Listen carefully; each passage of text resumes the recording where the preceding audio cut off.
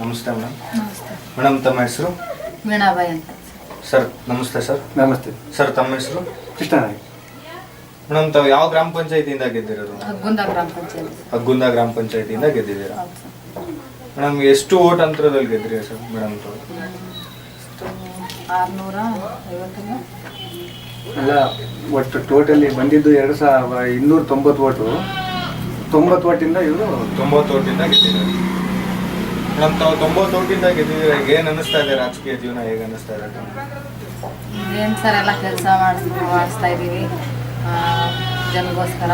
ನಾವೇನು ದುಡ್ಡಿಗೆ ಇಸ್ಕೊಳ್ಳಲ್ಲ, ಅವರಾಗೆ ಬಂದು ಕೆಲಸ ಕೇಳ್ತಾರೆ, ನಾವು ಅವ್ರ ಕೆಲಸ ಮಾಡ್ತಾ ಇದ್ದೀವಿ. ಒಳ್ಳೆಯ ಕೆಲಸ ಮಾಡಬೇಕನ್ನೋ ಆಸೆಯಿಂದಲೇ ನಾವು ತಾವು ಕೂಡ ಒಬ್ಬ ಜಿಲ್ಲಾ ಪಂಚಾಯತಿ ಮೆಂಬರ್ ಆಗಿದ್ದೀರಾ, ತಮ್ಮ ಧರ್ಮಪತ್ನಿ ಅವರು ಗ್ರಾಮ ಪಂಚಾಯತಿ ಮೆಂಬರ್ ಆಗಿದ್ದಾರೆ. ಯಾವ ರೀತಿಯಾದಂತ ಒಂದು ಕೆಲಸ ಕಾರ್ಯಗಳನ್ನ ಮಾಡ್ತಾ ಇದ್ದೀರಾ ಸರ್ ಊರಲ್ಲಿ ಜನಕ್ಕೋಸ್ಕರ ತಾವು? ನಮ್ಮ ಜಿಲ್ಲಾ ಪಂಚಾಯತಿಗೆ ಸಂಬಂಧಪಟ್ಟಂತೆ ನಾವು ಮಾಡ್ಕೊಂತೀವಿ, ಹಾಂ ಸರ್. ಗ್ರಾಮ ಪಂಚಾಯತಿಗೆ ಸಂಬಂಧಪಟ್ಟಂತೆ ಅವ್ರಿಗೆ ಬಿಟ್ಟಿದ್ದೀವಿ. ಅಂದ್ರೆ ಸರ್ ಮೇಡಮ್ ಅವರು ಪ್ರತಿಯೊಂದು ಕೆಲಸ ಕಾರ್ಯಗಳನ್ನ ಅವ್ರು ನಿಂತು ಮಾಡ್ಸೋದಿಕ್ಕೆ ಆಗೋದಿಲ್ಲ ಅಲ್ಲ ಸರ್?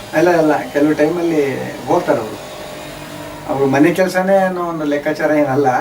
ನಾವು ಹೋಗ್ತೀವಿ ಸರ್, ಅವರು ಹೋಗ್ತಾರೆ. ನಮ್ಮ ಕೆಲ್ಸಕ್ಕೆ ನಾವು ಹೋಗ್ತೀವಿ, ಅವ್ರ ಕೆಲ್ಸಕ್ಕೆ ಅವ್ರು ಹೋಗ್ತಾರೆ. ಕೆಲವು ಟೈಮಲ್ಲಿ ಜನ ಬರ್ತಾರಲ್ಲ, ಅವ್ರ ಪರವಾಗಿ ನಾನೇ ಕರ್ಕೊಂಡು ಹೋಗ್ತೀನಿ.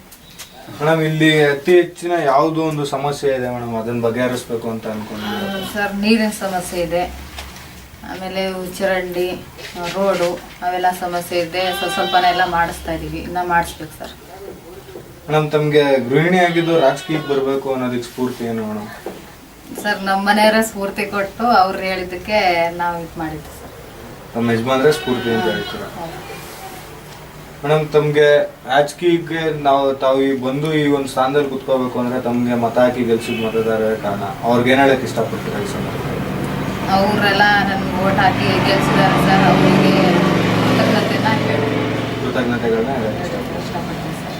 ಇಷ್ಟೊತ್ತವರೆಗೂ ತಮ್ಮ ಜೊತೆ ಮಾತಾಡಿದಕ್ಕೆ ತುಂಬಾ ಖುಷಿ ಆಯಿತು. ಧನ್ಯವಾದಗಳು ಮೇಡಮ್. ಧನ್ಯವಾದ. ಧನ್ಯವಾದಗಳು.